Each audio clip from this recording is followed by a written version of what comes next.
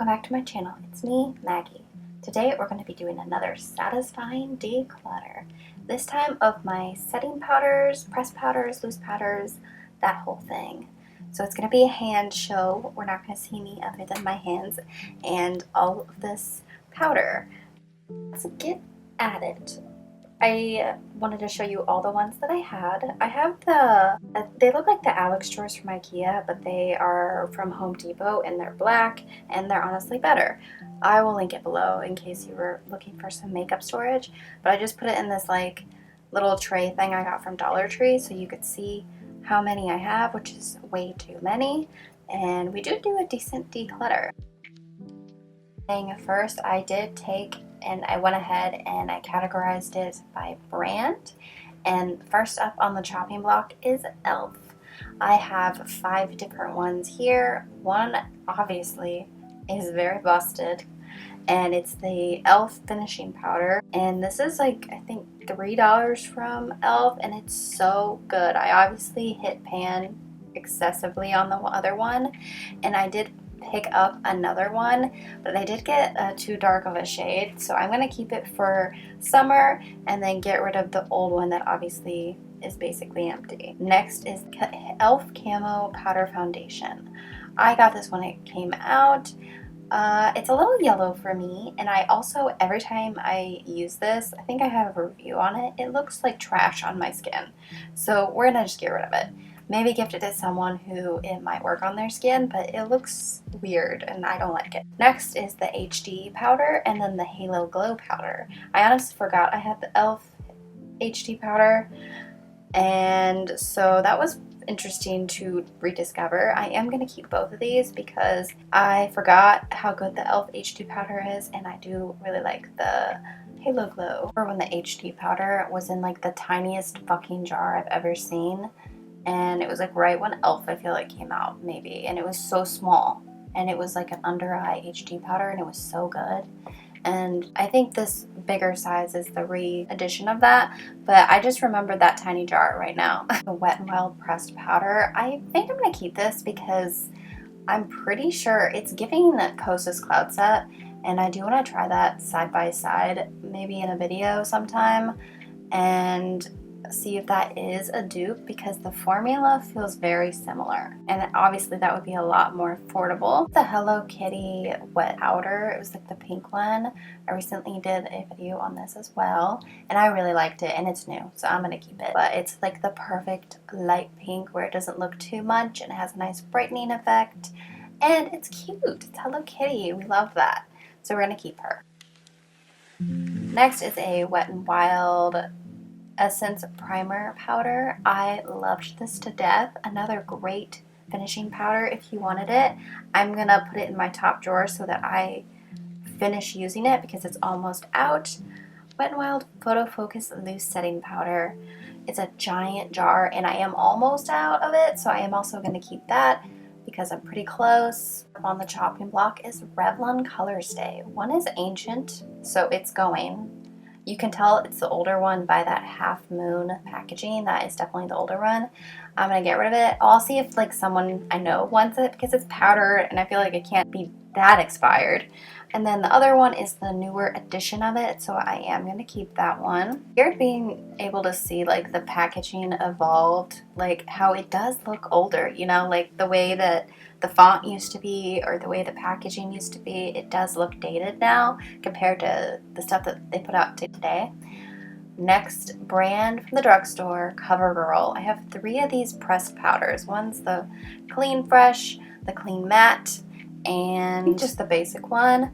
That obviously you can see the brown one is hard panned, so I am just going to go ahead and get rid of that.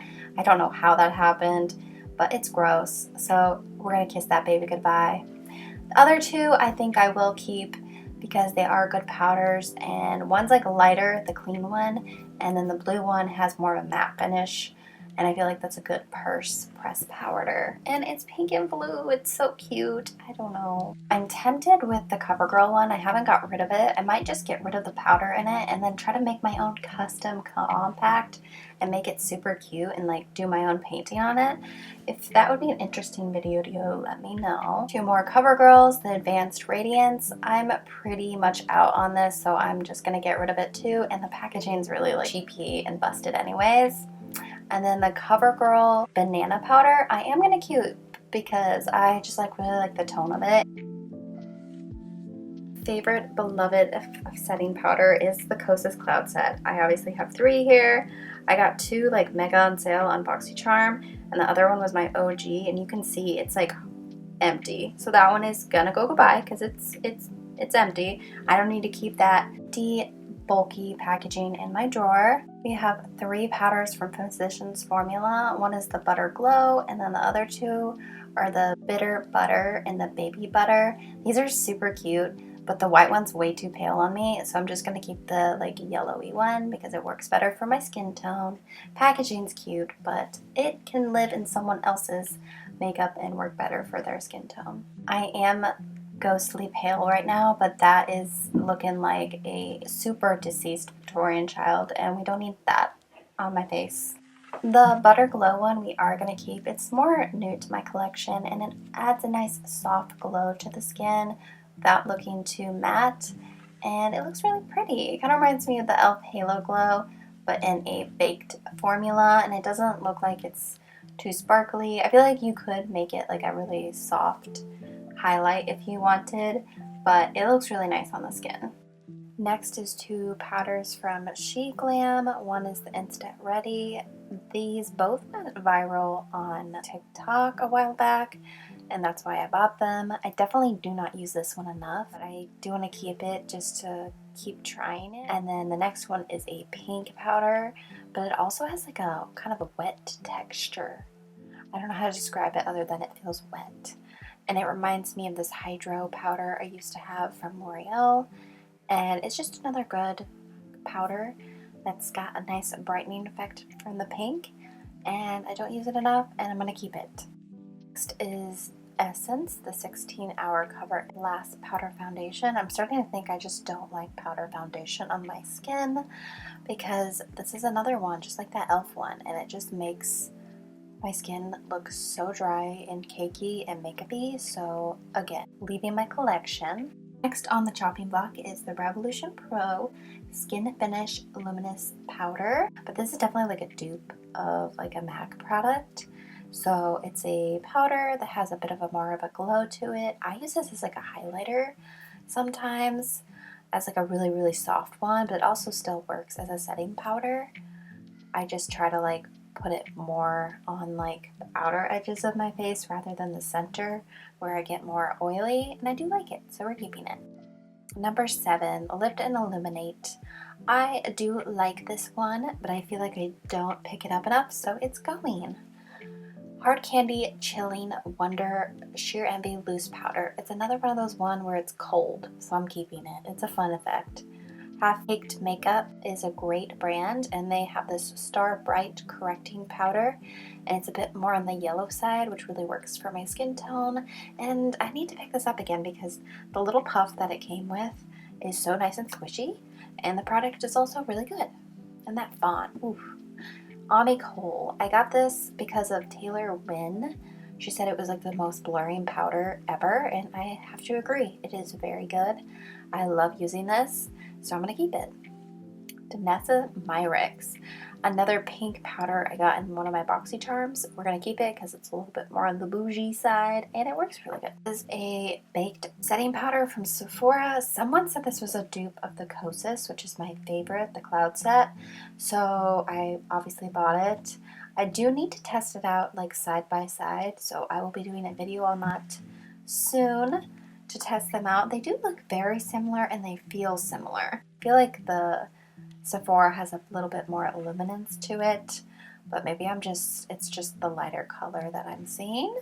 This is a Tarte setting powder, just like a little mini, so I'm going to keep it because it's nice and travel friendly.